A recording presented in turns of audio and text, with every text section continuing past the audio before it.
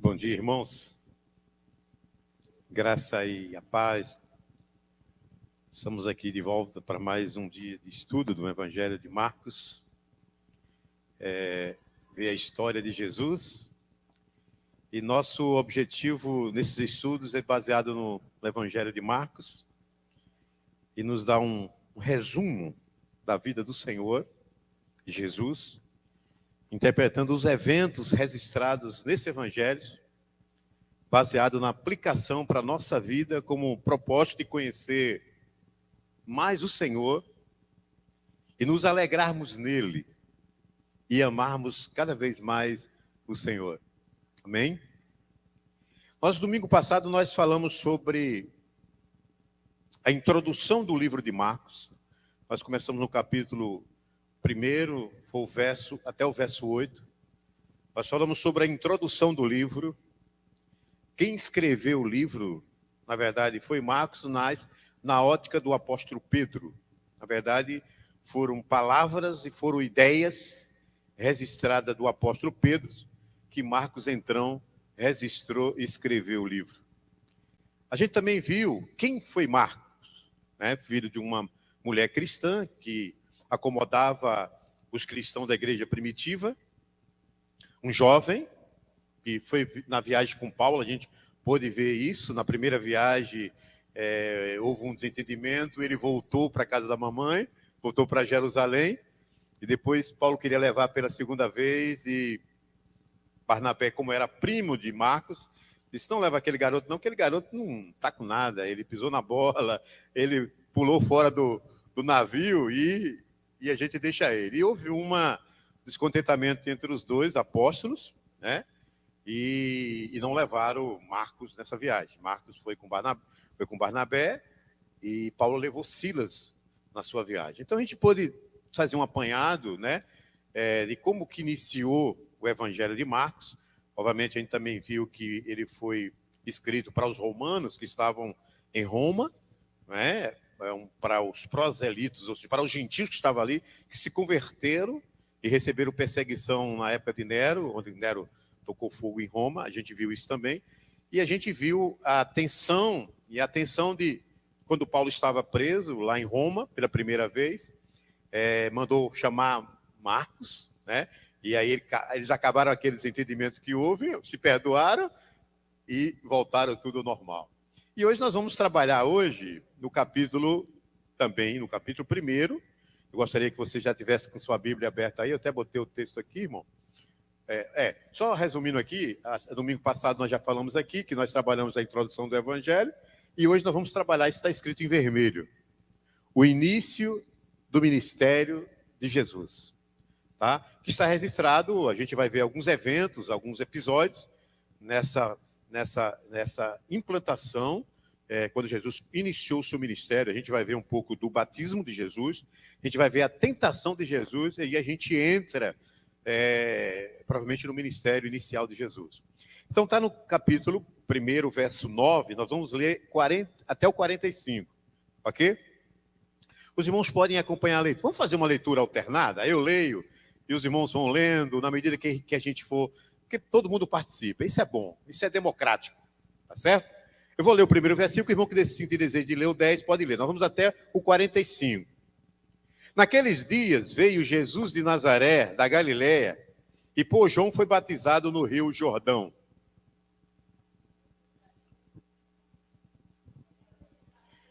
Pode ser, minha querida.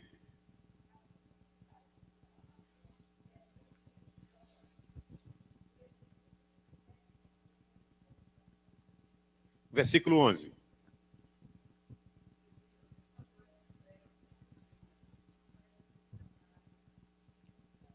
Verso 12.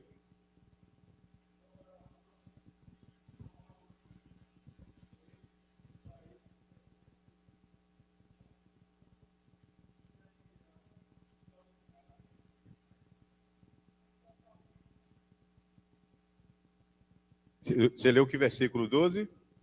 É 12 do Marcos 1. Diz assim: e logo o Espírito impeliu para o deserto, onde permaneceu 40 dias sendo tentado por Satanás, estava com as feras, mas os anjos serviam. verso 14.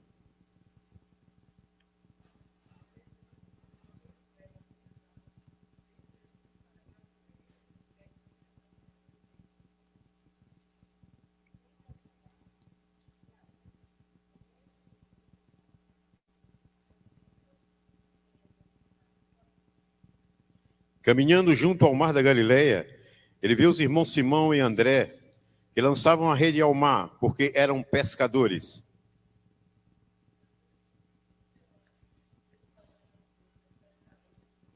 Dezoito. Muito bem. 19.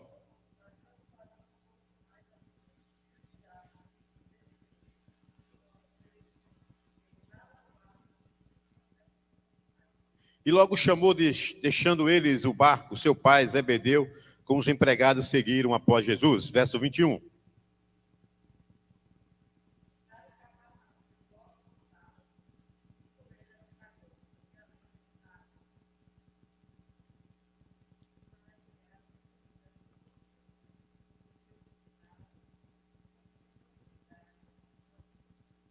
Não tardou que aparecesse na sinagoga um homem possesso do espírito imundo, e o qual brandou.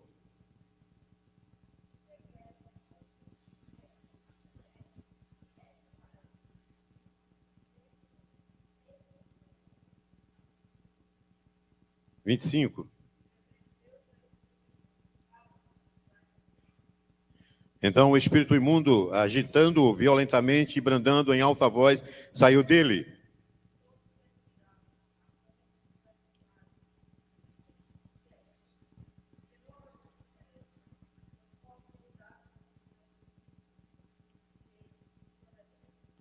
Então correu célere a fama de Jesus em todas as direções, por toda a circunvizinhança da Galileia. Verso 29.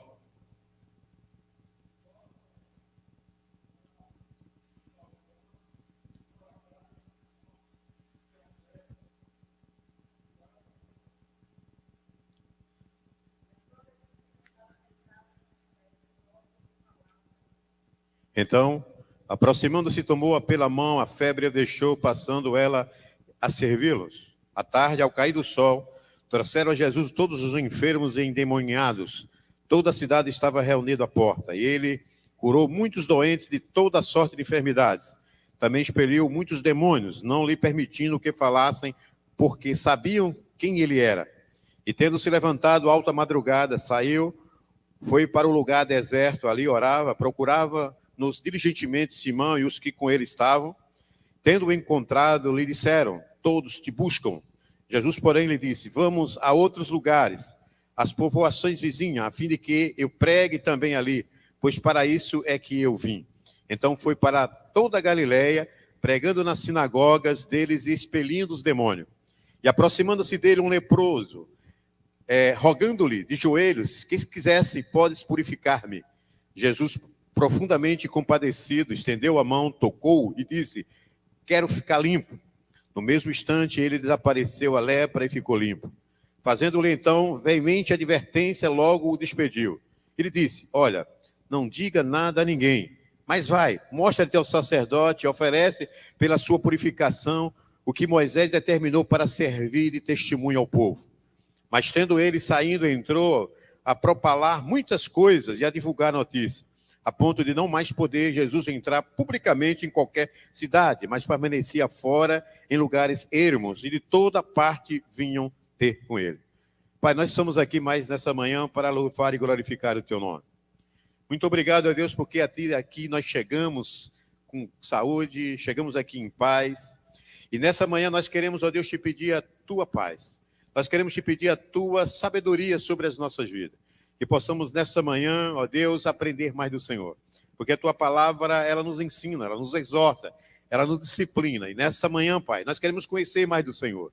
Para que possamos ter uma vida mais comprometida com o Senhor. Para que possamos a cada dia amar mais o Senhor e alegrarmos no Senhor. Abençoe este estudo, que seja um estudo de edificação para a igreja. Que possamos tirar proveito de cada ensinamento aqui nessa manhã. É a nossa oração em nome de Jesus. Amém. Amém.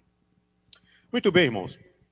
Normalmente que no domingo passado nós falamos sobre que Na verdade, tudo isso que aconteceu aqui foram profecias. A gente pode ler no livro de Isaías, no capítulo 40, versículo 3, que veria um homem, um mensageiro que ia abrir o caminho para o Senhor. Era o precursor.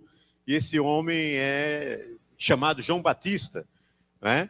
E a gente vai ver também em Malaquias, capítulo 3, versículo 5, ele fala que enviaria um mensageiro, né, para realmente abrir o caminho, para que o Senhor pudesse iniciar o seu ministério. E a gente vê também em Malaquias, capítulo 4, versículo 6, que diante desses fatos, no final dos tempos, o Senhor enviaria um parecido com Elias. Olha, parecido com Elias, e há uma identificação muito forte entre Elias e o João Batista. Então a gente pode ver uma semelhança entre eles, a maneira como ele se vestia, a maneira como ele se comportava no deserto, né? Uma forma de realmente de um profeta, né?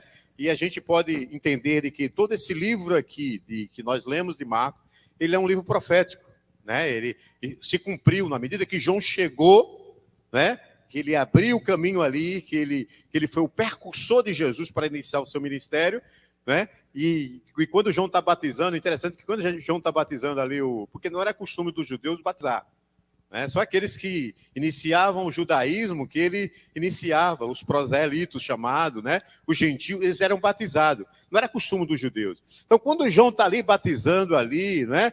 Coisa e tal, aparece Jesus. Interessante que Marcos ele fala que Jesus aparece já com 30 anos de idade, já homem adulto ali, e aparece, e aí João percebe, e João diz, eis o Cordeiro de Deus que tira o pecado do mundo. João percebeu que estava ali, né, porque ele estava ali batizando para o arrependimento e perdão dos pecados. João diz, olha, se vocês não se arrependerem, vocês não vão ver a glória de Deus, vocês não vão ser salvos. Essa era a mensagem que João pregava para aquele povo que vinha da Judéia, que vinha de Jerusalém, que vinha de todos os lugares para ouvir a pregação de João, que era uma pregação realmente dura, né? Chegar no ponto de João dizer, raça de víbora, até quando vos ensinar a fugir da ainda vindoura? Então a pregação de João era uma pregação marreta, ele não tinha negócio de alisar a cabeça, não. E nesse tempo, quando João está ali batizando, no Rio Jordão, foi ali naquela margem do Rio Jordão, aparece o Filho de Deus, e João identifica, diz, olha, está ali o Cordeiro de Deus que tira o pecado do mundo. E Jesus, então, se colocou à disposição para ser batizado. Aí João disse, não. É tanto que você vai ler no livro de Mateus, diz que João não queria batizar.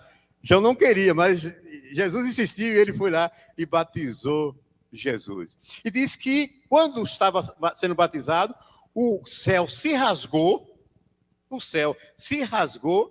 e desceu o Espírito Santo em forma de quê? Que a gente viu no texto, em forma de uma pomba e uma voz, não se sabe se a voz era de João ou se a voz era do próprio Cristo, né? Mas João disse que, porque é ambíguo o texto, não diz quem era, há uma ambiguidade ali no texto.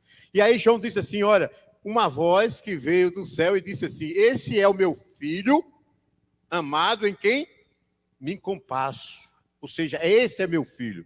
Então quando a gente vê esse texto que o céu se rasgou, irmão, ali está dizendo o seguinte, que a fronteira se abriu, porque havia uma dificuldade entre Deus e o homem, o relacionamento entre Deus e o homem. Então diz, quando o céu se rasgou, a fronteira, aquela coisa fechada que havia, ela se abriu, ou seja, o meu relacionamento com Deus se abriu, né? Não pode mais fechar. Então, há uma análise temática e teológica ali, de que, quando ele diz que o céu se rasgou, houve toda aquela quebra de separação, ou seja, a gente agora tem acesso direto ao Pai.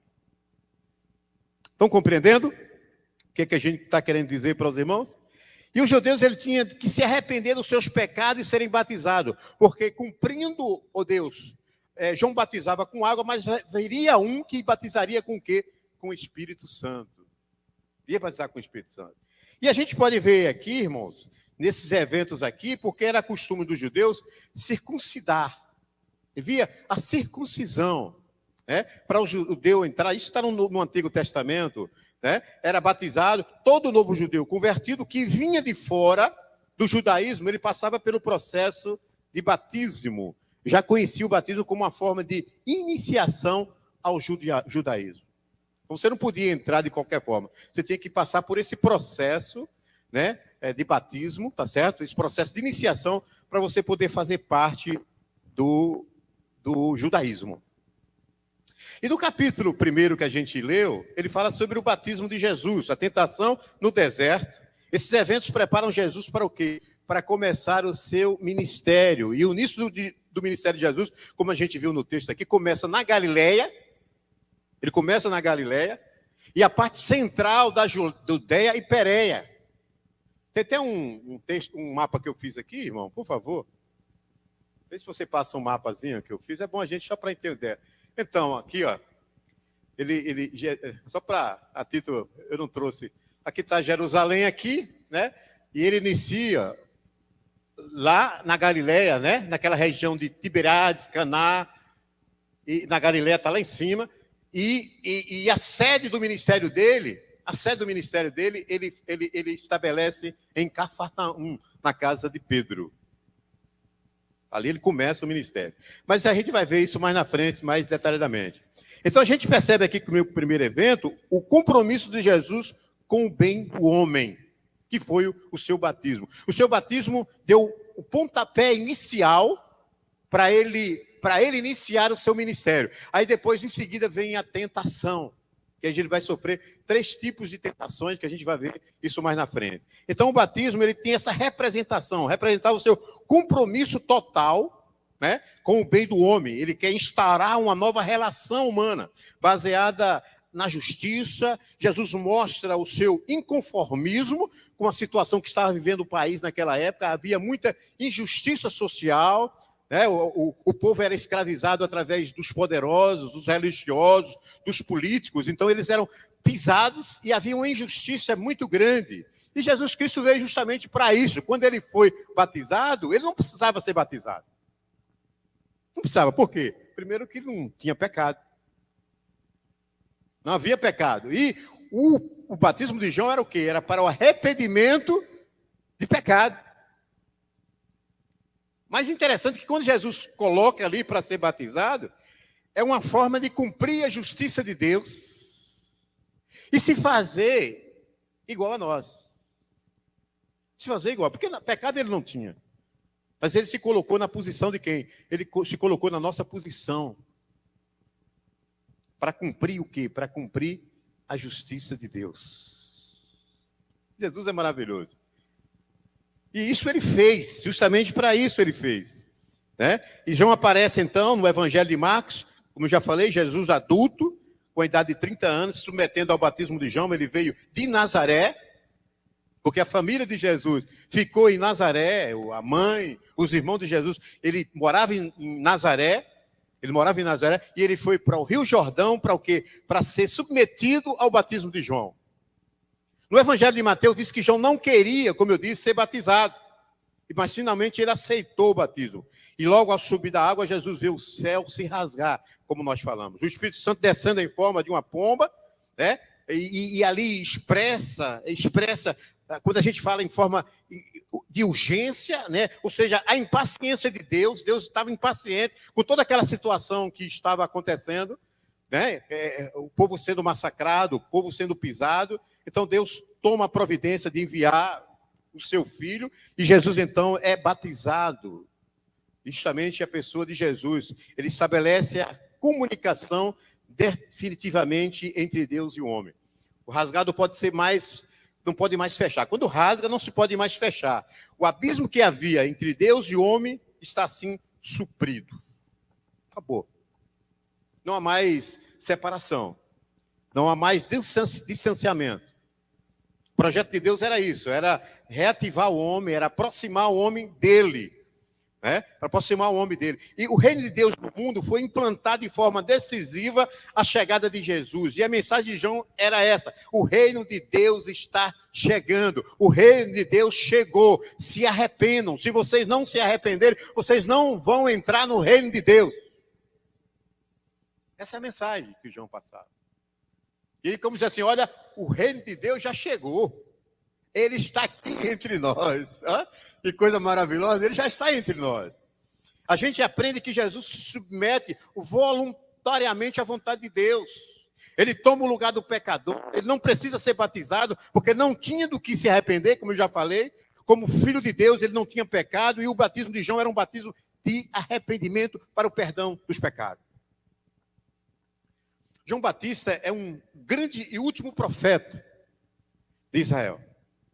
Israel passou 400 anos sem profeta. 400 anos. O último profeta foi Malaquias. Último. Tanto que você vê aquele espaço, né, o silêncio profético que a gente vai chamar. Israel passou 400 anos sem profeta. É como nós estivéssemos aqui, 400 anos sem pastor. E, obviamente que o profeta ele estava aqui, ele estava a serviço de quem? De Deus. E Israel sofreu tudo isso que sofreu porque não tinha mais profeta. Não havia homens verdadeiros que pudessem confrontar as autoridades políticas e religiosas do seu tempo. Não tinha. E aí surge João Batista. Né? Surge João Batista, é o último deles.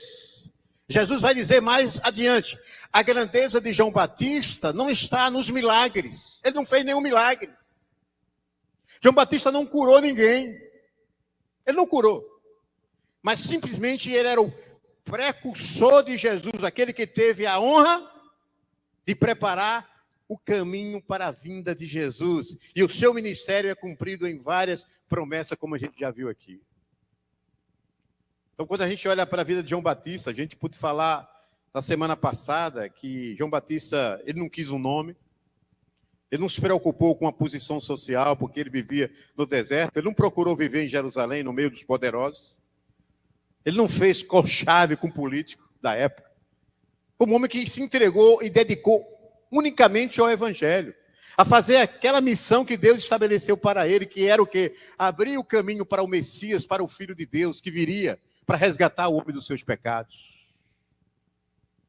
João Batista ele não se importou com o nome, com a fama, com o status, mas ele se importou de cumprir aquilo que Deus colocou nas suas mãos. É interessante que o ministério de João Batista durou só 6 meses, irmãos.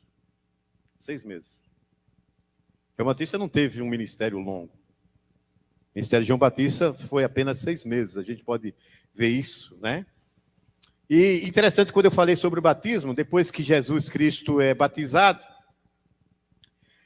até eu coloquei um tema aqui, o falso messianismo, as tentações de Jesus, que a gente vai ver no verso 12. Pode voltar, irmão Lídio, por favor. O verso 12 e 13 da sua Bíblia. Interessante que Marcos ele é bem rápido, ele só cita 2 versículos.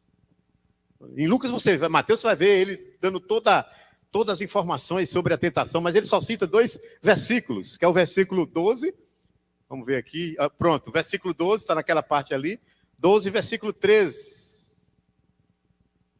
E os 3 evangelhos sinóticos, depois do batismo de Jesus, inserem a cena da tentação, que eu vou chamar isso de segundo evento. A tentação de Cristo ocorreu logo após o seu batismo por João Batista, como é descrito no Evangelho de Marcos. Assim, Jesus iniciou a sua vida pública. Por meio do batismo, ele se identificou publicamente com um grupo de pessoas que João reconhecia estar moralmente preparados para o reino. Portanto, a cena do batismo de Jesus descreve a sua investidura para realizar o seu ministério em favor da humanidade. Ele é constituído Messias e o libertador esperado. Para mim, ele é o Messias, é meu Salvador. E é o meu libertador, que libertou do pecado. Louvado esteja o nome do Senhor Jesus. Então, Jesus é levado ao deserto para ser o quê? Para ser tentado. E Marcos é muito breve. Logo depois do batismo, ele foi tentado durante 40 dias pelo diabo. E diz que ele estava com as feras no deserto, em um lugar onde tinha animais selvagens. Mas os anjos que serviam Jesus durante esse período. E nesse período houve tentações específicas feitas pelo diabo.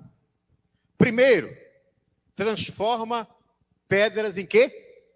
Em pães. Transformar pedras em pães. Por que ele falou isso, diabo? Porque Jesus ele ficou com o quê? Ele ficou com fome. Ele ficou com fome, eles vão pegar ele pela barriga. Diz as mulheres que pegam, às vezes, o marido É pela barriga, né? Pela comida não tem um ditado que diz aí, mas eu não acredito que é nisso não, viu? Não acredito muito nisso não, irmão Livre. Mas o diabo, ele queria pegar Jesus pela fome. Eu sei que tu está com fome. Transforma essas pedras aí em pães. Transforma em pães. O segundo atentado ele diz, pula do alto do templo. E a terceira, ele diz assim, adorar Satanás e receber o reino desse mundo. Mas imediatamente o Espírito impeliu Jesus para o deserto. Jesus era o Filho de Deus, mas ele veio em carne, sujeito às mesmas aflições, angústias e tentações humanas. Deus tinha como objetivo provar que ele era o Filho de Deus, perfeitamente qualificado, viveria toda a sua vida terrena isento de qualquer pecado, qualificando como sendo digno de ser o Salvador. E tendo jejuado 40 dias e 40 noites, depois teve fome. Jesus, porém, lhe respondeu, está escrito, Satanás. Nem só de pão viverá o quê? O homem, mas de toda palavra que sai o quê? Da boca de Deus. Foi a resposta de Jesus. Uma resposta óbvia. Né? Ele deu a resposta imediatamente para o inimigo. Jesus poderia ter transformado as pedras em pães? Poderia. Tinha poder para isso? Tinha. Mas ele não fez. Primeiro por dois motivos. Primeiro porque não é Satanás a quem ele deve obedecer. Concorda comigo? Não era, não era. A obediência era para obedecer a Deus e não a Satanás. Segundo, porque Jesus confia na providência do Pai Celestial e não usaria o poder divino para ser inconveniente. E às vezes Deus também trabalha na nossa vida, irmão. Às vezes Satanás está todo dia nos perseguindo, está todo dia pedindo para a gente mudar, está todo dia para a gente fazer determinadas coisas, mas a gente não dá ouvido a ele não, sabe por quê? Porque ele não tem poder sobre nós, ele não tem poder sobre a vida da igreja, ele não tem poder sobre a nossa vida, sabe por quê? Porque a nossa cobertura é o sangue de Jesus, é o Filho de Deus, o Salvador desse mundo que nos protege. E nós não estamos aqui neste mundo para fazer a vontade dele, nós estamos aqui neste mundo para fazer a vontade de quem? Fazer a vontade de Deus. Estamos aqui para isso. E a segunda tentação de Satanás, ele entra no diabo, levou a cidade santa, colocou sobre um pináculo do templo e disse, se tu és o Filho de Deus, lança-te daqui abaixo, porque está escrito, aos seus anjos dará ordem a teu respeito. E eles se sustentarão nas tuas mãos, para que não tropece e caia. Qual foi a resposta de Jesus, irmãos? Qual foi a resposta de Jesus? Jesus disse, também está escrito, não tentarás o Senhor o quê? Teu Deus. Deus não pode ser tentado, irmão. E a terceira tentação do diabo levou a um monte muito alto e mostrou-lhe todos os reinos do mundo e a glória deles. E disse-lhe, tudo isso eu te darei, prostrando e me adorares. Então ordenou Jesus, vai-te, Satanás, porque está escrito, ao Senhor teu Deus adorarás, e só a ele servirás. Jesus sempre usou a palavra, porque está escrito. Jesus conhecia a palavra de Deus. E o desejo de Satanás de ser Deus, e constitui ápice da blasfêmia, se prostrando me adorarem. Jesus novamente usa as escrituras diante de tamanha blasfêmia, expulsa Satanás da sua presença, e após Satanás ser mandado embora, vem o conforto de Deus e os anjos servindo, porque Jesus estava no meio das feras. O deserto também é um lugar onde tem animais selvagens, mas os animais não tocaram em Jesus. Aí vieram os anjos e o quê? E o serviram. Por que era necessário Jesus passar por isso? E aí eu quero trazer uma análise teológica. Por que Jesus teve que passar por tudo aquilo ali? Jesus é o segundo Adão. Jesus é o segundo Adão. É o representante da nova humanidade. Assim como Adão foi tentado lá no paraíso e caiu, ele caiu. Jesus também tinha que ser aprovado e tentado. Só que ele não caiu. Ele resistiu a todas as tentativas do diabo de fazê-lo a desobedecer a Deus. Ao contrário do primeiro Adão no paraíso, ele caiu debaixo da tentação. Jesus não caiu, ele foi tentado, mas ele saiu vitorioso, ele saiu honrado e obedeceu ao Pai. Foi isso. Imagina que Jesus tivesse caído. Todos nós éramos candidatos ao inferno. Estavam sentenciados ao inferno. Deus haveria de providenciar um outro. Mas Jesus permaneceu firme. Mesmo diante das tentações, irmãos, que você passa todo dia. Minha irmã, que você passa todo dia. Mantenha firme, porque tentações elas vêm. Nós podemos ser tentados. Mas em cima da tentação nós somos aprovados por Deus quando a gente vence a tentação. Foi isso que aconteceu com Jesus. Ele venceu as tentações que foram colocadas para ele, para desanimá-lo, para entristecer, para vacilar. E pegou Jesus justamente no jejum, que não era costume de Jesus jejuar. Não era costume, a gente vai ver isso mais na frente. Jesus não era costume de Jesus, nem os discípulos jejuavam. Muito pouco. E a segunda parte, que é o início do evangelho de Jesus na Galileia, lá em cima, aqui, início do evangelho de Jesus, que a gente pode ver isso, a gente já leu todo o texto aí, né? Está no versículo 14 e 15, se você abrir sua Bíblia aí, você vai ver, pode até ler comigo, 14 e 15, fala bem claramente. Diz assim, depois de João ter sido preso, sim, aí João foi preso, decapitaram João, cortaram a cabeça do João, João sai de cena, João Batista, e aí aparece o ministério de Jesus. Diz, depois de João ter sido preso, foi Jesus para a Galileia, pregando o evangelho de Deus, dizendo, o tempo está cumprindo, e o reino de Deus está próximo. Arrependei-vos e credes no evangelho. Como eu já falei, João aqui, ele foi decapitado pelo rei Herodes. Agora o foco do evangelho é Jesus Cristo na Galileia, onde Jesus começa o seu ministério ao norte da região onde teve o seu batismo. A Galileia é o norte da Palestina, uma região muito desprezada. Os galileus, eles moravam próximo dos gentios, os gentios desprezavam a Galileia.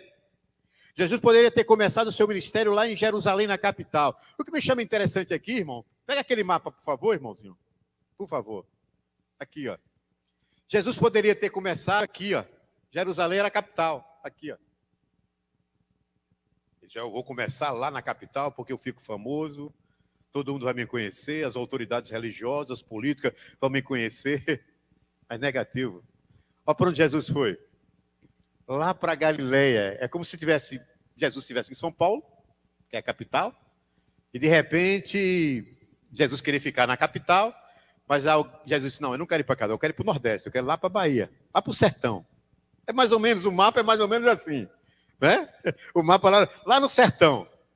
Jesus não procurou lugares que ele poderia ter construído, iniciado o seu ministério. Ele foi justamente para os lugares mais desprezíveis. Ele foi para cidades, ele foi para campos, ele foi para umas regiões mais assim, que as pessoas precisavam justamente da sua palavra. Ele podia ter começado em outro lugar, mas ele preferiu a Galileia, o Nordeste. Ele começa lá na Galileia com o seu ministério e prega que o tempo se cumpriu. Chegou a hora que os profetas anunciaram o reino, que é a Basileia, reino de Deus, Basileia. E a pregação de Jesus, a querigma de Jesus, é uma pregação, é a proclamação do evangelho, anunciar que o reino de Deus chegou, anunciar, pregar para as pessoas. Jesus era um querigmática, ele pregava o evangelho, ele não só veio para curar as pessoas, fazer milagre, não. Ele veio proclamar, ele veio falar, ele veio pregar para as pessoas, dizendo, olha, o reino de Deus chegou, o reino de Deus está próximo. Se vocês não se arrependerem, vocês não vão entrar no reino de Deus. O acesso é esse. Não existe outro acesso. E a pregação de Jesus, esse querigma, que é a proclamação do Evangelho, né? Que ele está ali, que ele prega, né?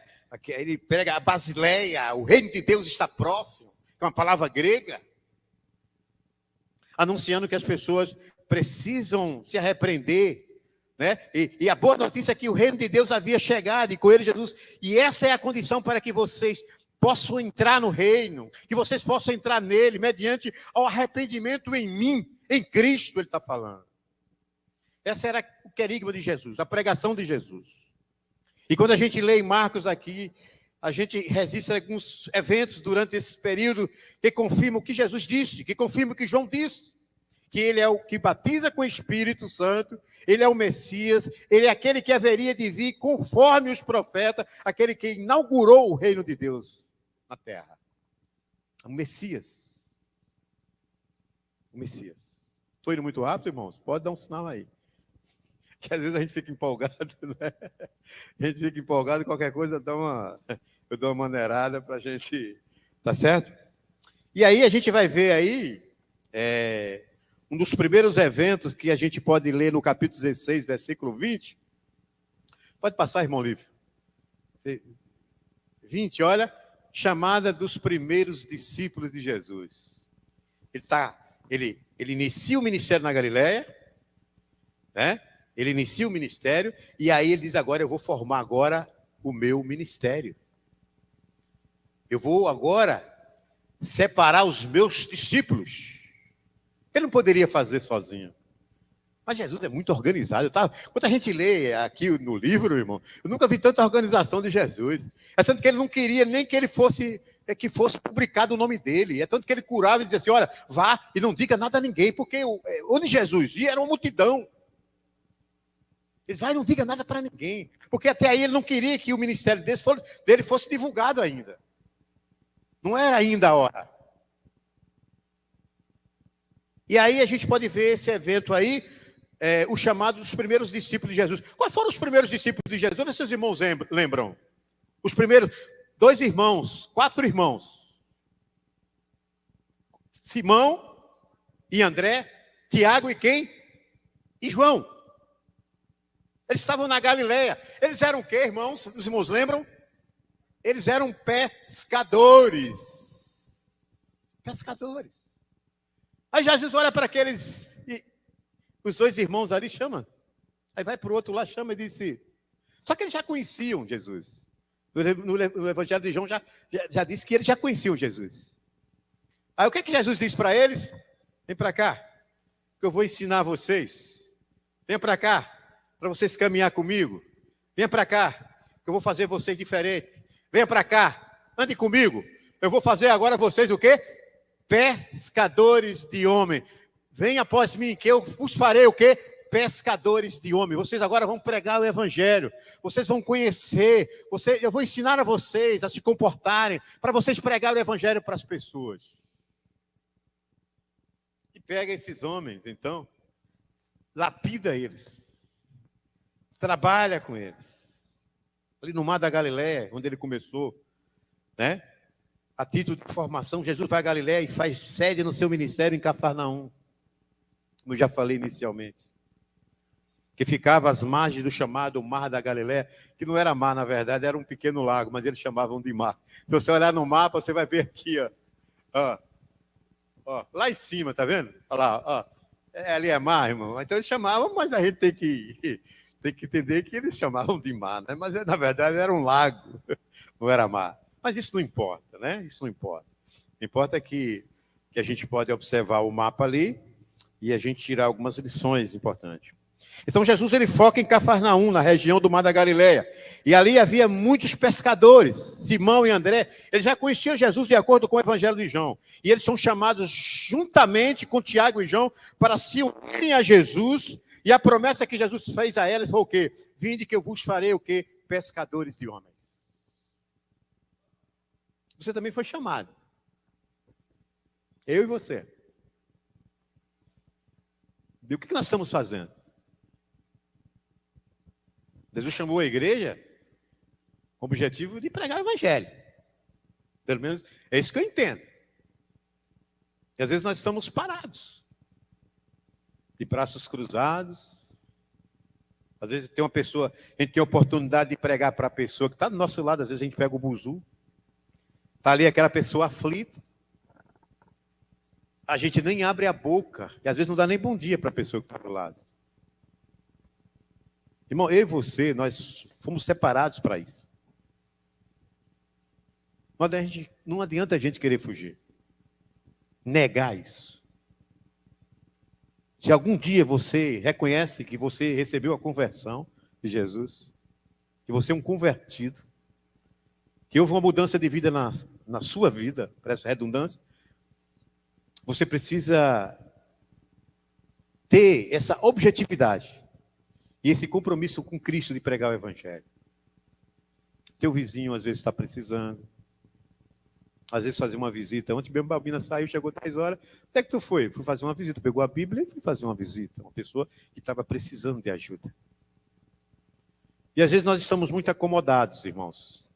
Desculpa eu estar abrindo um parênteses, que é importante a gente estar falando sobre isso. Que nós precisamos ter uma outra visão do reino. Nós precisamos desprender da acomodação. Às vezes nós somos muito acomodados. Eu estou falando isso de mim, não estou falando dos irmãos. Nós precisamos nos despertar mais para pregar o Evangelho. É agora que é a hora da igreja ir arrumar estratégia para pregar o Evangelho. A pandemia está acabando. Tem muita gente sedenta. Tem muita gente com problemas emocionais, psicológicos, e a igreja ela precisa se despertar para esse compromisso de estar ajudando essas pessoas. E às vezes nós ficamos só naquela discussão. Quem que é que vai fazer isso, quem que vai fazer aquilo, porque a gente fica com muito mimimi. E Deus não quer mimimi. Deus quer ação. Deus quer que a gente faça o trabalho dele. Então, e num sábado, interessante que Jesus entra na sinagoga, aparece um homem endemoniado, começando a dizer que Jesus é o Filho de Deus. Olha, diga que primeiro, o Yuri falou aqui, quem primeiro descobriu que era o Filho de Deus foi o diabo, foi os demônios, que perceberam, é tu, foi tu que veio aqui para nos atrapalhar, foi tu que veio para nos incomodar. A sinagoga. E João Batista diz que o Filho de Deus estava chegando, na verdade, já havia chegado. Os demônios foram os primeiros a perceber isso. Os demônios disseram a ele, é esse que a gente temia. É esse que a gente não queria que viesse, chegou. Porque estava tudo muito bom. O diabo estava pintando e bordando, como diz minha avó. Pintando e bordando. Não tinha profeta, não tinha ninguém. João Batista aparece. E o diabo estava acabando com a vida das pessoas. E aí Jesus chega e eles percebem que chegou o Filho de Deus. Chegou o Cristo, o Filho de Deus. E o segundo evento, que é a cura do endemoniado em Cafarnaum, está no verso 21, 28. Se você abrir a sua Bíblia, por favor. Estou correndo aqui um pouquinho para a gente ganhar tempo. 21, 28, uma pessoa endemoniada começou a professar no meio da sinagoga que Jesus era o quê? O Filho de Deus. E Jesus expulsa o demônio somente com uma palavra. E isso causou o quê? Causou espanto e sensação. Porque naquela época havia o exorcismo. Os judeus ele praticavam o exorcismo, só que o exorcismo durava só 7 dias. Eles pegavam a roupa do endemoniado, levava lá para o templo, para a sinagoga, e as autoridades, os sacerdotes ficavam orando ali, orando até 7 dias para expulsar o demônio.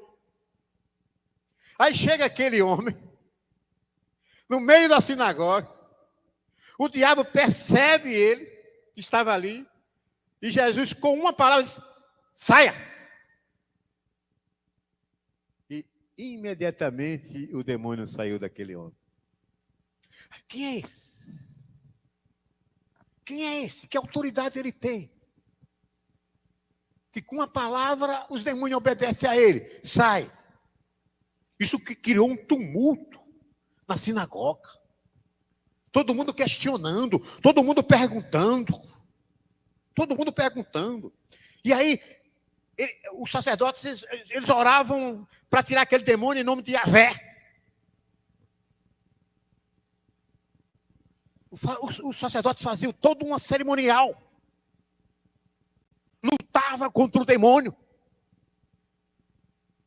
Ninguém. E o que eles imaginaram? Houve um espanto ali. Quando lá na sinagoga Jesus diz assim, sai, e o demônio saiu na hora, e todos começaram a perguntar, quem é esse? Lembra o tema central de Marcos? É a identidade de Jesus, o segredo messiânico. Esse milagre de Jesus já provoca quem é ele. Ele expulsa o demônio com uma só palavra. De onde vem essa autoridade? Quem é essa pessoa? E a partir daí, Jesus começa o seu ministério itinerante. Nas vilas, cidades e ao redor da Galileia. Pregando nas sinagogas. Expulsando os demônios.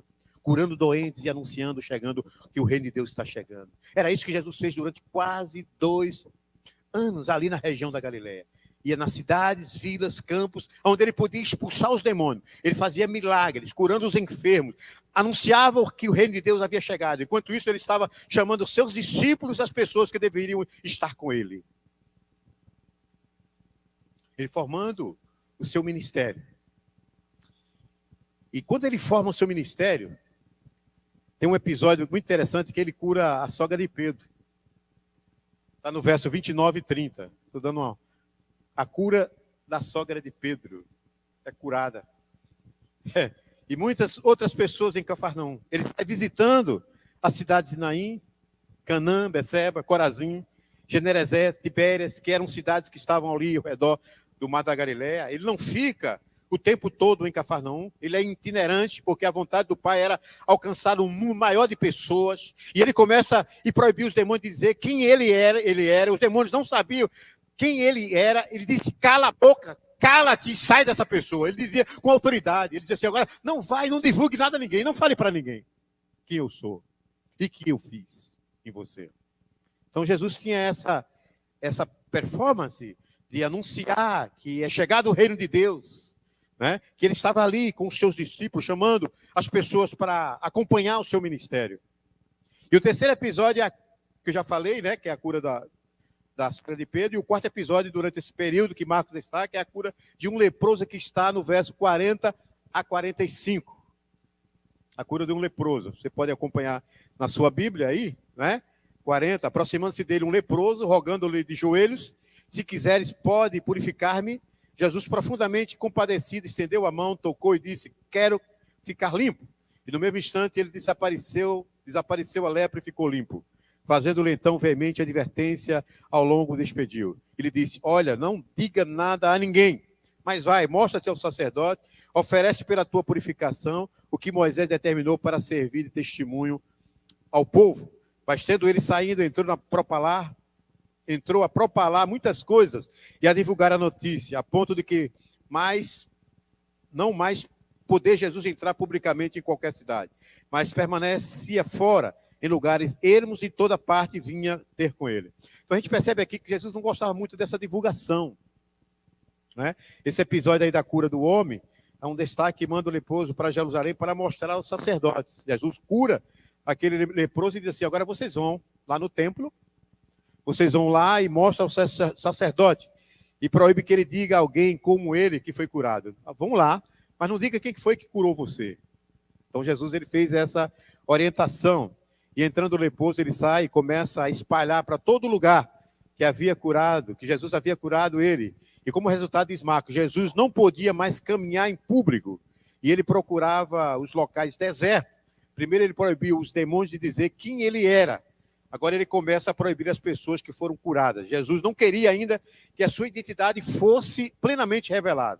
O povo estava querendo um líder, um Messias, não de acordo com a palavra de Deus. Jesus está esperando o momento certo de revelar a sua identidade e manda que esse pessoal fique calado. É interessante que Israel, irmãos, quando a gente olha para esses textos aqui, em que ele manda a pessoa ir lá mostrar para o sacerdote, é que eles esperavam um libertador mais sanguinário. Eles não esperavam um Jesus nascido de uma manjedoura, eles não esperavam um Jesus pacífico, eles queriam um Jesus mais revoltado, mais valente, mas que pudesse destronar, tirar na marra, na base de arma, na base do poder, para dominar o poder político da época e religioso da época. E eles esperavam isso, só que não aconteceu com Jesus. Jesus não quis briga, Jesus não inventou um novo projeto de mudança, de mudar as instituições, de fazer novo projeto, não. Ele foi de uma maneira pacífica, ele foi porque ele é o Filho de Deus, o Messias, ele foi para isso que ele veio, para trazer a paz em Israel, ele veio para mudar o pensamento das pessoas, no sentido de que eles estavam sobre as injustiças sociais que havia, mas mudar esse comportamento através dos pensamentos de injustiça que havia. Então, da maneira que o povo entendesse de que eles eram injustiçados, aí o pecado também era o quê? Era abominado. Porque há uma ligação entre injustiça e pecado. Porque você, às vezes, pratica uma injustiça com o irmão e você acha que está fazendo algo de bom para ele. Na verdade, você está sendo injusto com aquela pessoa. Então, havia muito isso em Israel. Então, eles esperavam o quê? Um homem poderoso, armado até os dentes, que pudesse libertar, destronar todo mundo, jogar na cadeia, jogar nas prisões os poderosos e tomar o poder. Não foi isso que Jesus Cristo fez. Em nenhum momento ele pensou isso. Eles ouviram trazer paz em Israel. Eu vim trazer uma nova consciência. Eu vim trazer uma nova ideia. Eu vim trazer um novo projeto de salvação para vocês. Para que vocês compreendam e que vocês precisam se arrepender. Essa é a temática. Porque o reino de Deus está chegando. O reino de Deus já chegou. Quem é o reino de Deus hoje, irmãos? É a irmã. O reino de Deus está aí, minha irmã. O reino de Deus está na irmã. O reino de Deus está em Balbina. O reino de Deus está aqui. O reino de Deus está aqui. O reino de Deus está nos irmãos. O reino de Deus está em nós. Está entre nós. Porque quando você pratica injustiça, não há reino de Deus. Quando você comete coisas erradas, o reino de Deus não está aí. O reino de Deus está em mim, está em você. E nós precisamos trilhar isso e reconhecer de que quando nós temos o reino de Deus dentro de nós, a Bíblia diz que nós somos o quê? O templo do quê? Do Espírito Santo. Esse reino agora habita o Espírito Santo em nós. Então tudo que nós vamos fazer agora é sobre a orientação dele. É sobre a sua orientação. Então foi isso que Jesus Cristo veio. Ele veio justamente trazer um novo projeto de ideia, de pensamento, de mudança de comportamento. É você ir numa direção, ó, aqui depois você mudou, isso chama conversão. Aquele caminho que você está trilhando está errado, então você volta, toma uma nova direção, toma um novo rumo na sua vida. E ele deu essa capacidade para nós, de entender que o reino de Deus é isso, irmãos. O reino de Deus é isso. E nós precisamos compreender, né, de que Deus está conosco, ele nunca vai nos abandonar. E Jesus, ele não queria fama. Ele não queria fama. Ele não estava ali para ser famoso, para tomar o poder, tanto religioso como político da época, não. Ele estava para fazer a vontade do Pai, para nos dar o direito de a gente poder ter acesso ao céu, para a gente poder ter uma nova vida, uma maneira de viver diferente. Quando eu converti em Cristo, quando eu me converti, minha vida mudou, eu tenho problemas. Mas a minha vida, ela é feliz, eu sou feliz. Não vou mentir para os irmãos, não. Pode acontecer o que acontecer, pode faltar dinheiro, pode faltar tudo. Mas a minha felicidade está em Cristo. Eu digo sempre, Senhor, se eu não digo que eu estiver nesse mundo, eu abandonar o Senhor, pode me levar. Pode me levar. Eu não quero o outro. Eu não quero estar em outro destaque. Eu não quero estar em outro movimento. Eu quero estar nesse aqui, que é o de Cristo Jesus, que é o nosso Salvador, que é o nosso libertador, aquele que dá plena vida para nós, e a gente tem razão de viver. A melhor coisa é viver na dependência dele.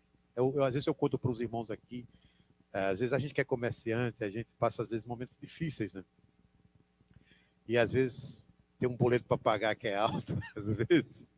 Aí eu digo, meu Deus.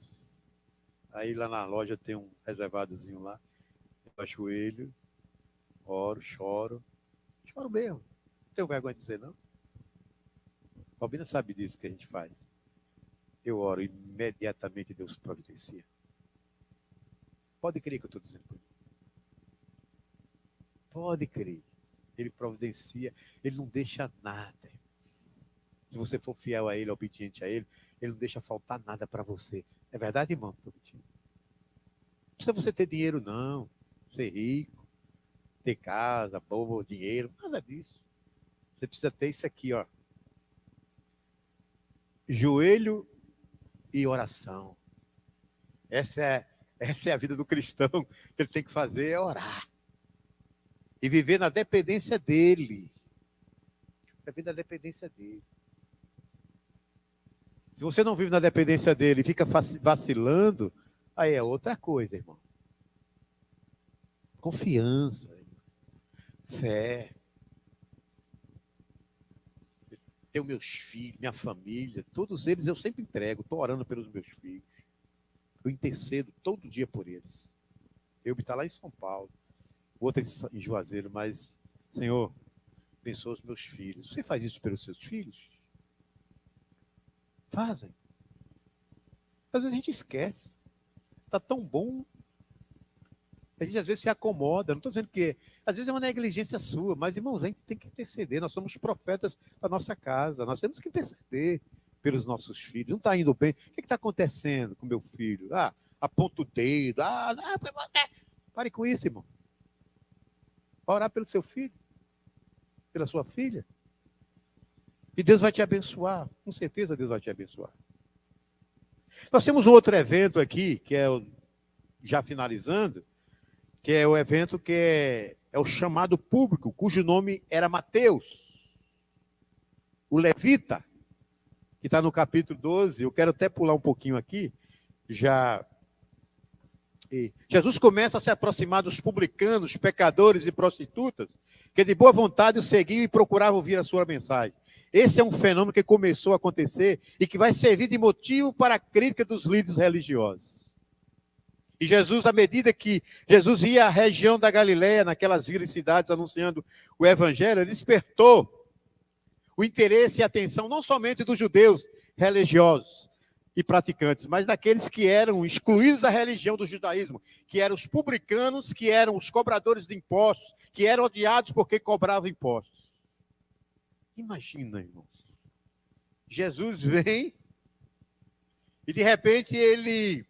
Tem até um texto em Mateus que diz assim, convida-se, e vocês agora vão ser sal da luz do mundo e sal da terra, não é? Não tem um versículo na Bíblia? E então Jesus se direciona para esse povo, para essa classe. Ele gera um conflito entre os religiosos na época. Gera um conflito entre Jesus, né, e os religiosos praticantes daquela época. Os excluídos da religião do judaísmo, que eram os publicanos, as prostitutas, os cobradores de impostos. Eles eram mal vistos na sociedade. Era mal visto. Eles eram repugnados. Eles eram excluídos da religião do judaísmo. E o que acontece? Quando Jesus Cristo vem, convida esse pessoal. Quem era o discípulo que estava lá cobrando imposto, lá na coleteria? Vocês lembram quem era? Mateus,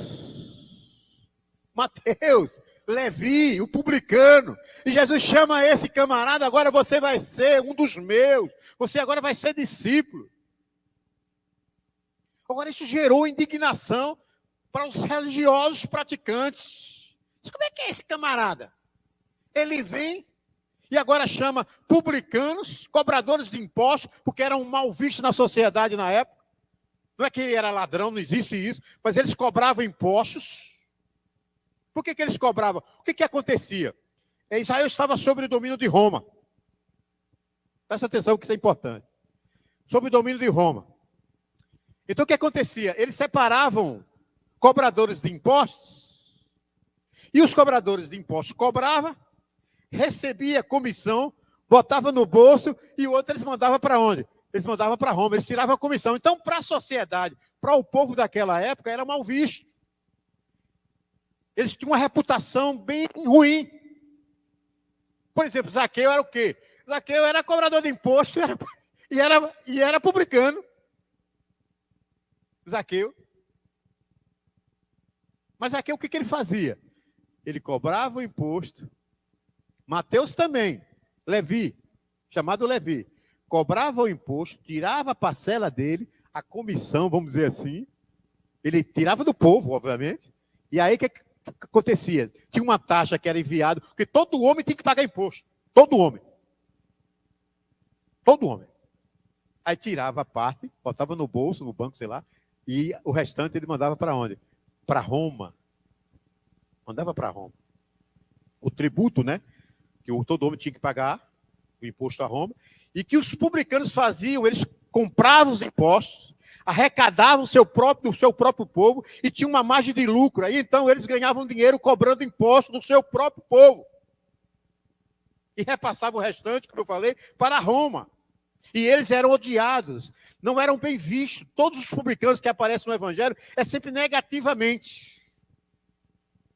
Levi era um publicano. Zaqueu era um publicano. Jesus fala do publicano que foi orar no templo, juntamente com o fariseu. O publicano, né, era o quê? Um símbolo das pessoas odiadas e rejeitadas por não serem patriotas e por serem traidores da nação. Eles não eram bem vistos. Mas um grande número de publicanos começou a seguir Jesus. De prostitutas, de pecadores. Seguiam Jesus, eles queriam a companhia de Jesus. Um número muito grande. Depois que Jesus chamou um deles, Levi, Mateus, Levi estava lá cobrando os seus impostos. Jesus chama, vem comigo. Ele abandona tudo e começa o quê? A seguir Jesus. O que faz que outros publicanos começam também a seguir Jesus. A chegar também. Outro tipo de gente que começou a seguir Jesus foram chamados pecadores, que eram prostitutas, era gente imoral, gente que não frequentava a sinagoga. Esse pessoal começou a ter um interesse muito grande na pessoa de Jesus. E boa parte da multidão que seguia Jesus era feita de gente assim. E os religiosos não andavam com esse pessoal. Não andava. Eles detestavam publicanos, detestavam prostituta. Os pecadores, eles não tinham contato nenhum. Dizem que esse pessoal era um combustível do inferno, do fogo do inferno.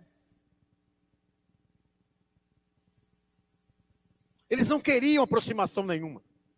Agora imagina o espanto deles quando esse homem aparece com milagre e com poderes extraordinários, curando as pessoas. Somente poderia ser através de Deus. Mas está andando com essa gentalha, está andando com esse pessoal imundo. Jesus começa a ser um grande problema para os líderes religiosos e políticos. Quem é esse homem? Onde eu vou encaixar Jesus aí nesse conceito de sociedade deles? Jesus não encaixava ali entre eles. Porque os publicanos, as prostitutas, os pecadores que seguem a Jesus, abandonam eles lá e começam a seguir a Jesus. E Jesus não encaixa nesse sistema. Ele não encaixa. E começa, então, um grande problema, né? Os líderes religiosos políticos, esse homem, né, pode ser de Deus, porque ele anda com esse, não pode ser de Deus porque ele anda com esse pessoal, mas também ninguém pode fazer milagre se não for da parte de Deus. Como ele faz milagre? Então, quem é Jesus? É o grande dilema para os religiosos da sua época. Aliás, até para os dias de hoje. Quem é Jesus? E essa atitude de Jesus de comer com eles, o próprio Levi Mateus, ele deu uma festa na sua casa, convida Jesus, convida os amigos publicanos, os fariseus, que eram os líderes religiosos, olha para aquilo ali, e esse homem não pode ser de Deus. Então quem é ele? De onde ele vem? que faz essas coisas? Que poder ele tem? Como ele consegue expelir demônios, curar doentes, abrir olhos de cego, fazer aleijados caminhar, limpar leprosos, só com sua palavra? Quem é essa pessoa? Jesus começa a chamar a atenção, especialmente da liderança religiosa de Israel. Deixa eu explicar porque Jesus conflitou com eles, líderes. A religião do Antigo Testamento foi dada por Deus a Moisés. A lei perfeita, mosaica. Só que os judeus, eles transformaram a lei. Eles fizeram a modificação na lei. E mostra que a religião que Deus revelou a Israel era uma religião baseada na graça. Era na graça. Não era baseada na lei. Quando o judeu não conseguia cumprir a lei, ele era perdoado. E quando ia ao templo ou ao tabernáculo ali, ele oferecia sacrifícios e Deus perdoava livremente. Então, o centro da religião de Israel estavam os sacrifícios de animais e a graça perdoadora de Deus com base no sangue de animais. Então, era uma religião baseada na expiação do sangue derramado, que não é diferente do cristianismo de hoje.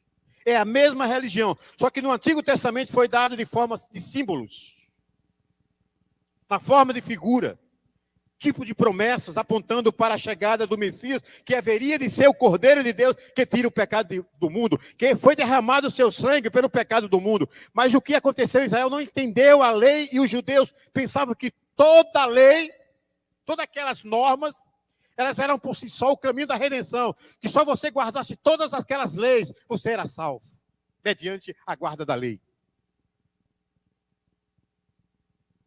Então eles pensavam que a salvação era meritória. E além das leis que Deus tinha dado a Israel, eles criaram outras leis. Por exemplo, os 10 mandamentos dizem assim: somente que você tem que descansar no dia de sábado. Não fazer trabalho nenhum. Aí os judeus dizem: se você caminhar 1 quilômetro no dia de sábado, você não pecou. Mas se você caminhar 1,5 quilômetro, você pecou. Eles fizeram uma mudança na lei. Porque a lei original, dada a Deus, a Moisés, eles fizeram uma modificação. Porque quando você olha para o judaísmo, você vê que saem ramificações do judaísmo. Você vai ver fariseus, escribas, essênios, publicanos.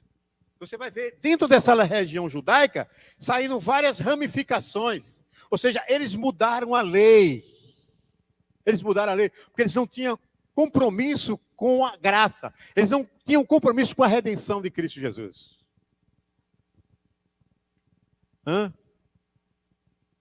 Claro, a mudança foi eles que fizeram a mudança. A lei de Deus era perfeita. Mas eles fizeram uma arrumada, eles mudaram, né? Aí, por exemplo, que você podia caminhar, 1 quilômetro, né? Mas se você caminhasse 1,5 quilômetro, você pecou. Por exemplo, na lei dizia assim: se você carregar 20 quilos no sábado, isso não é trabalho. Você pegou aqui, carregou 20 quilos aqui, está dia de sábado. Carregando aqui 20 quilos. 20 quilos. Na lei judaica, que foi dada por Deus. Só que eles mudaram. Se você pegar 22 quilos, você pecou. Estão compreendendo, irmãos? Estão compreendendo? Se você andar 20 quilos, você não pecou, porque você está dentro da lei. Mas se você pegar 22 quilos, você pecou. Então o que tem que fazer? Você tem que ir no templo, lá no templo, fazer o sacrifício para você ser perdoado. Percebe como há uma mudança? Eles mudaram a lei de Deus, né?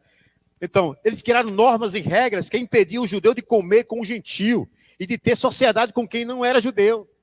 Havia uma separação muito grande entre... É tanto que a gente vai ver isso com a mulher samaritana, né? Lá no livro de João, que os samaritanos e os judeus, eles não se davam. Eles não conversavam. É tanto que Jesus teve sede, como diz a Bíblia, e foi no poço de Sicá pegar água. Quando chegou lá, tinha uma mulher samaritana, e a mulher conheceu o sotaque de Jesus, judeu. Como tu, sendo judeu, pede água de mim, a mim, que sou uma mulher samaritana? Porque havia essa separação, você não podia conversar com essas pessoas. A lei, ela determinava isso. Percebe, irmãos? Então, e Jesus, então, foi motivo de espanto para os líderes religiosos, porque na perspectiva deles, quebrava todas as regras e normas. Jesus era alguém perigoso para a religião daquela época. Jesus era perigoso, porque Jesus não obedecia. É tanto que tem uma passagem na Bíblia que diz que os discípulos tiveram fome e tinha uma plantação de trigo, e era um dia de sábado, e os irmãos, se os irmãos pegaram toda a Bíblia aqui no livro de Marcos, vocês vão perceber que os fariseus e judeus estavam sempre de olho para pegar os discípulos e Jesus quando eles erravam. Eles estavam ali de prontidão, 24 horas, para pegar Jesus numa falha. Os bichos eram terríveis. E os discípulos sentem fome. Aí tinha uma planta. Irmão, quem vê uma coisa tão maravilhosa ali, uma plantação de uva, você está com fome, sei lá, de laranja, de manga, que não entra. E foi um dia de sábado, os discípulos com fome. Aí viu uma plantação de trigo. Aí o discípulo entra, pega as espigas lá, assa lá e come. É trigo, milho. E aí os fariseus estão olhando lá, só observando. Eles vão pegar. Vai pegar. E os discípulos então fazem, ele chama atenção. Aí Jesus disse, vem cá, não é que tendo você um animal, não é? E ele precisa de se alimentar e você não dá o alimento, vai deixar morrer de fome? Então Jesus, ele mostrou isso para as pessoas, essa necessidade, e ele não encaixava no judaísmo, né? Ele não encaixava. E foi um motivo de espanto para os religiosos daquela época, né? Porque na perspectiva deles, Jesus quebrava todas as regras e normas. Jesus era alguém perigoso para a religião daquela época, para o judaísmo daquela época. A gente chama de judaísmo do segundo templo, e o judaísmo do segundo templo, que era legalista, nacionalista, era arrogante e não conhecia a graça nem a misericórdia. Quando Cristo aparece, ele é uma ameaça para a religião, que não é mais a religião que Deus deu a Moisés do Antigo Testamento, mas uma deturpação do que Deus tinha ensinado a Moisés. E é por isso que Jesus representa uma ameaça para eles. Jesus não encaixa dentro dos padrões que eles tinham feito. E aí, a gente pode observar aí as críticas, as murmúrias, tudo contra Jesus. E a gente vai ver dentro desse livro aqui, a morte de Jesus lá na frente, a gente vai ver lá no final. Claro que eu vou até o capítulo 4, depois do capítulo 4 vai ter outro professor, tá certo? Mas eu vou me prender e o conteúdo que me passaram é até o capítulo 4, que eu vou estar trabalhando na próxima semana com os irmãos. E assim, mostrando que o livro de Marcos realmente é um livro que vai nos ajudar até na questão do evangelismo. A gente tinha uma mensagem sempre assim, Jesus te salva. Não era, Leonardo? A gente sempre fala isso. Se você não tinha conhecimento da Bíblia, Jesus te salva. Aceita Jesus, Jesus te salva. Hoje você pode perguntar para o pecador e perguntar para ele, quem é Jesus para você? Quem é Jesus para você? Quem é Jesus? Para mim, ele é o Messias. Para mim, ele é o libertador. Para mim, ele é meu salvador. Para mim, ele é o que me resgatou das trevas. Para mim, ele perdoou todos os meus pecados. A Bíblia diz que todos os pecados estão jogados aonde? No mar do esquecimento. Diz que não lembra mais dos nossos pecados. E aí uma mensagem poderosa, irmão, que você pode perguntar para a pessoa que você está evangelizando. Quem é? Não precisa dizer mais nada que isso. Quem é Jesus para você? Quem é Jesus?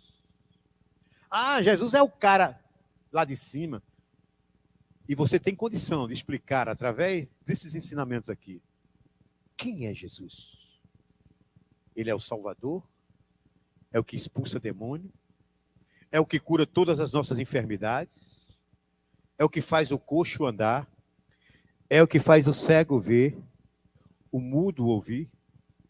É aquele que nos dá direção, rumo à salvação, à vida eterna. É Ele que está preparando o lugar para nós. Ele diz, eu vou. Ele falou para os discípulos, eu vou, mas eu vou preparar lugar para vocês.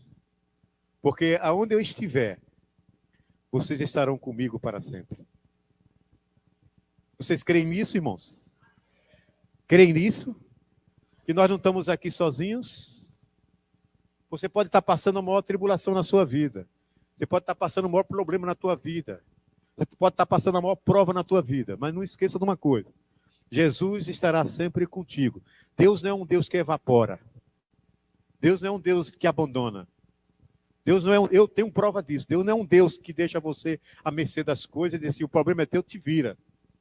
Deus não é esse Deus. Ele continua sendo Deus. Aleluia.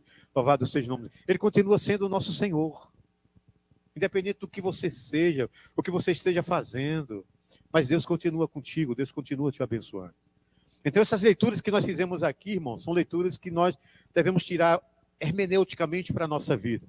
Ela tem que ser aplicada e para a gente possa refletir sobre o comportamento que nós estamos vivendo.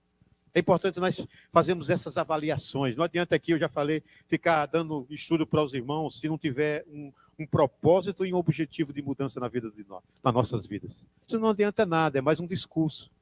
Eu não vou chegar aqui para os irmãos e dizer que vocês precisam orar, porque vocês só sabem que precisam orar. Que vocês precisam ler a Bíblia. Eu não preciso mais dizer isso, irmãos. O pastor não precisa mais dizer nada disso. Não precisa dizer nada disso. Mas o interessante é que Jesus, a palavra dele é contextualizada. A palavra dele é atual. Eu sei que muitas pessoas estão precisando de uma palavra, mas que seja para ela. O jovem está precisando de uma palavra para ele. E nós, como líderes, nós como pregadores, nós precisamos preparar essas homilias, homileticamente falando, os esboços, mas voltado para a necessidade do povo. Não adianta eu ficar lendo aqui, vamos ler a vida de Zaqueu, porque Zaqueu, o filho pródigo, então você já conhece salteado a parábola do filho pródigo. Mas ele tem que ter uma aplicação para a nossa vida. Uma aplicação contextualizada, a necessidade que vai suprir a minha necessidade, a sua necessidade, a necessidade dos irmãos. É isso que nós estamos precisando para alavancar a igreja, para alavancar os irmãos. Traz uma palavra de avivamento, uma palavra de encorajamento, uma palavra de comprometimento, uma palavra de poder, uma palavra séria, uma palavra que venha de Deus, que abra o céu e que a gente possa ver a resposta de Deus. E você está cheio do Espírito Santo de Deus.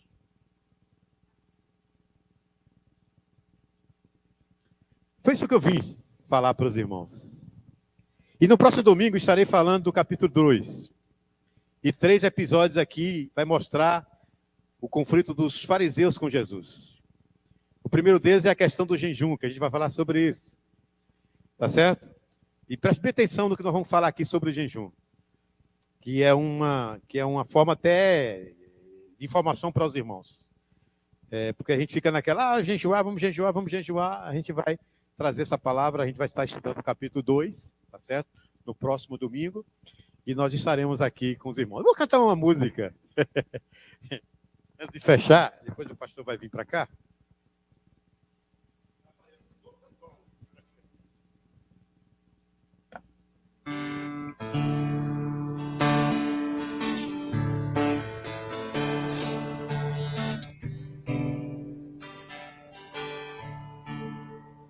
Sua morte ali na cruz, carregando a minha dor.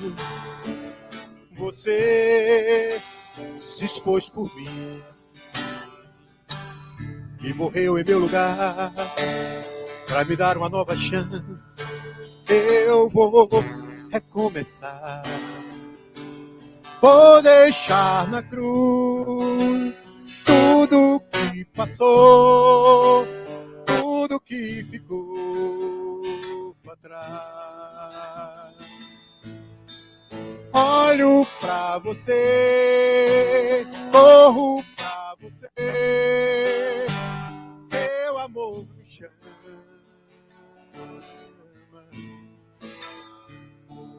Sua morte ali na cruz, carregando a minha dor, você se expôs por mim e morreu em meu lugar para me dar uma nova chance. Eu vou recomeçar. Vou deixar na cruz tudo que passou, tudo que ficou para trás. Olho pra você, corro pra você, seu amor me chama. Eu dependo desse amor, do seu amor, mais que tudo. Eu confio que esse amor tem poder pra curar dores. Vou deixar na cruz tudo que passou, tudo que ficou para trás. Eu olho pra você, corro pra você, seu amor me chama. Eu dependo desse amor, do seu amor, mais que tudo. Eu confio que esse amor tem poder para curar dores. Para encerrar, vou deixar na cruz tudo que passou, tudo que ficou para trás. Eu olho pra você, corro pra você, seu amor me chama. Amém. Louvado seja o nome do Senhor Jesus. Vamos orar. Senhor nosso Deus, nosso Pai que está no céu, muito obrigado a Deus pela oportunidade de estar aqui na tua casa mais uma vez nessa manhã, aprendendo mais da tua palavra. Que o Senhor a cada dia nos conceda mais sabedoria, mais conhecimento na tua palavra, que possamos transmitir sabiamente para os teus filhos. Abençoa essa manhã, abençoa o nosso dia, abençoa a vida do nosso pastor, abençoa a segunda parte que vai ser feita agora, Pai. Toma os teus filhos nas tuas mãos. Perdoa os nossos pecados, nos ajuda, e nós te agradecemos por a oportunidade de estar aqui, em nome de Jesus. Amém.